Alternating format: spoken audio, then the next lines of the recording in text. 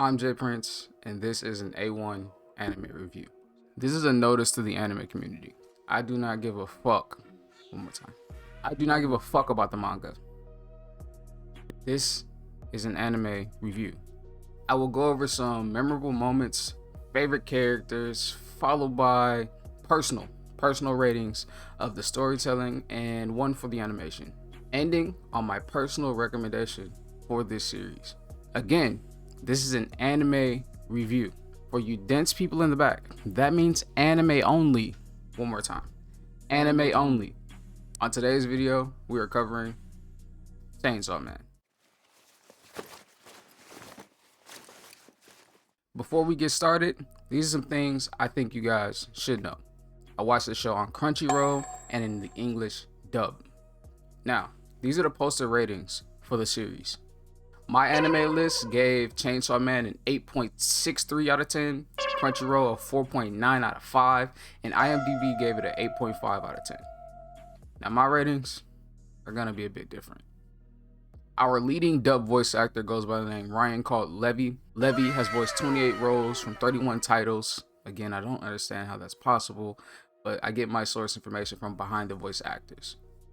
Ryan has voiced many familiar characters, such as Olimar, or is it Omar, from Vinland Saga, Farland Church from Attack on Titan, Rudy Soul from the My Hero Academia movie, as well as two characters from the Record of Ragnarok anime series that you can find on Netflix. He voiced Loki and another character called Kagashisa Itosai.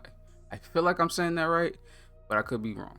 As well as, I haven't watched this series, don't know if I will, a JoJo's character by the name of Squallow.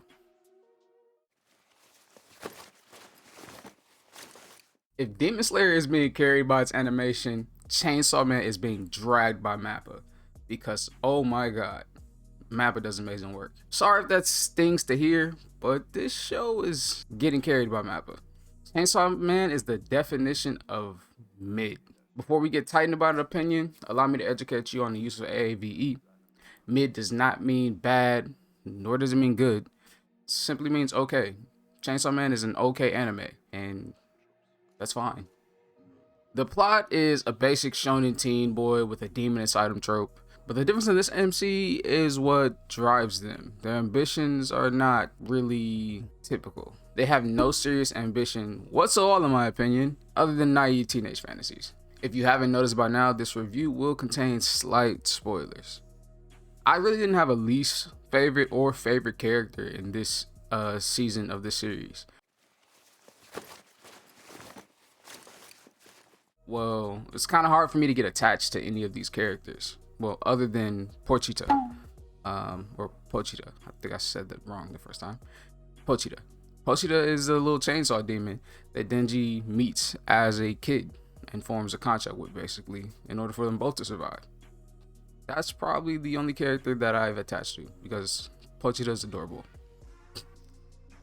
Denji himself, on the other hand, I'm not too fond of. Speaking of our main character, Denji, his only motivation after he gains like a better sort of lifestyle, it's a bit childish. And quite honestly, his motivation is simply boobs. Well, boobs and other sexual acts or promises. Like I said, he does have the one goal he did achieve, kind of accidental, is he wanted to consume delicious foods, because our man Denji comes from less than poverty, honestly. This man was basically a Yakuza slave. That's really what it was. But the other ambition, the ambition about the boobs and sexual acts, leads to a lot of uncomfortable situations for me in this anime. A lot of real uncomfortable scenes. And I might just include them here. Especially Power's promise scene. That one's really really to watch, but nothing tops the Makima scene with her basically teasing this man and causing him to have a heart attack. What the hell was I watching? This was hard. This was hard for me to consume. But you guys might like it, you might enjoy it. But for me, all the hypersexuality takes points away from the series. Again, it's still an okay series. Just too much hypersexuality, too much going on, too much for me to really be invested in as an anime.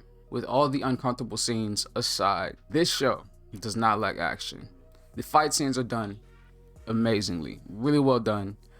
Thanks, Mappa. I missed the times where animes had blood and stuff in them. This show gave me quite the feel of it. It's done really, really good, really, really well. So if you're interested in that, this show gonna be a pretty decent watch for you.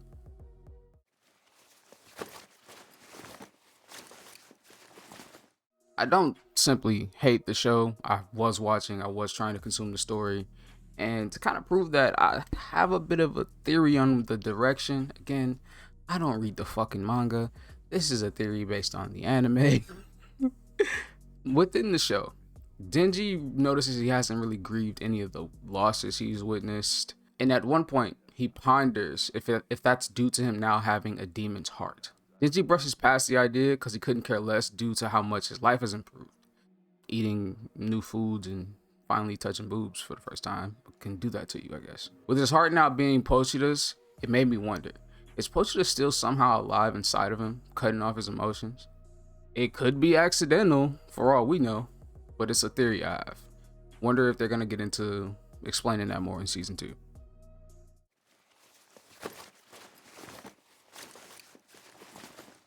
Now for a quick summary of the show, Chainsaw Man. We follow a young Denji basically being controlled by the Yakuza, and he finds a way to form a contract with a demon, Chainsaw Demon, small, and they use each other to survive basically.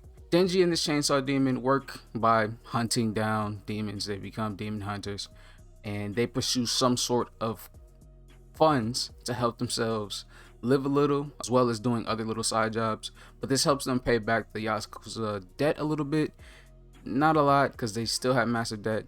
This in turn leads them to basically being set up, and we get into a situation where now Denji has Pochida's heart and becomes a chainsaw demon at almost will.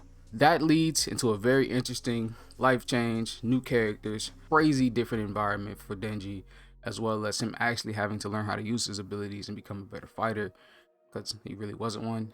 But in time, I think we're going to see him progress even better, but we do see that happening in the show. This story is basically just getting started.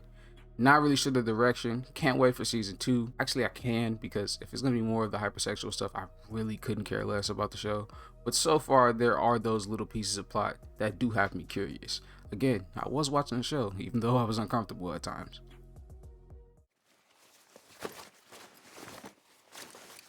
Now we enter the part of the video where we get into my personal ratings of the show. We're going to start off with my story and storyteller rating. This is my personal opinion again, and if you get mad about it, I genuinely don't give a hell.